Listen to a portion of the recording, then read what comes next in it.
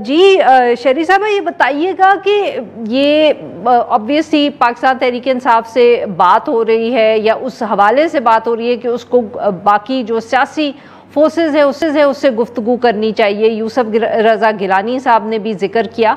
साथ में एक दफ़े ये भी पैगाम कहें या सजेशन कहें सामने आई कि आसिफ अली जरदारी साहब क्योंकि वो सदर के ओहदे पे हैं वो भी रोल प्ले कर सकते हैं बहुत अहम। क्या है पाकिस्तान पीपल्स पार्टी का मौक़िफ़ इस हवाले से कि सदर साहब भी कोई रोल प्ले कर सकते हैं? शुक्रिया आरिफा। देखिए, पहले तो सदर आसिफ अली जरदारी की अपनी आपने देखा है ज़ाती सालसी का कितनी अहलियत है और उनका कितना तजुर्बा है कंसेंसस बनाने में, चाहे वो पार्लियामान में हो चाहे पार्लियामान के बाहर सियासी हिकमत अमली के हवाले से हो। लेकिन उन्होंने हमेशा गुफ्तो शनीद और डायलॉग को तरजीह दी।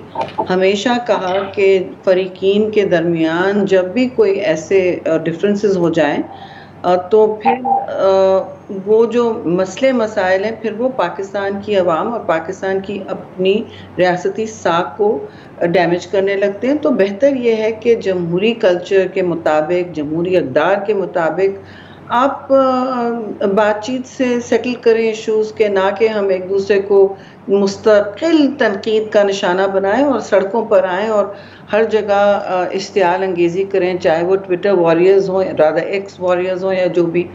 तो इस वक्त तो सूरत हाल ऐसी है कि जी, जब जैसे आपने देखा होगा कि तहरीक इंसाफ को पहले भी पेशकश की थी चेयरमैन बिलावल ने, जब इलेक्शन के बाद गवर्नमेंट फॉर्मेशन वगैरह हो रही थी कि हमारे दरवाजे खुले, हम सियासी लोग हैं, आप हमसे बात करना चाहते हैं ज़रूर बात कीजिए।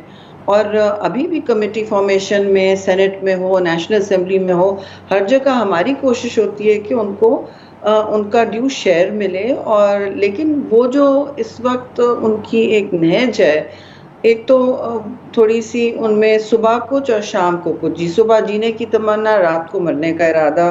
तो इस स्विंग में इतने जो इनके मूड स्विंग्स होते हैं जी, उसके हवाले से और मैं किसी से मतलब बद-इख़लाक़ करना, बदकलामी नहीं करना चाहती, लेकिन ऐसा लगता है एक कोई कुछ कहता है, दूसरा फिर 2 मिनट बाद आके कुछ और कह देता है। पार्लियामान में भी होता है। तो हमें तो ये कोशिश होती है, हम कहते हैं कि हमें किससे बात करें पीटीआई में जो मुस्तकिल मिजाजी के साथ एक लाइन पर कायम रहे।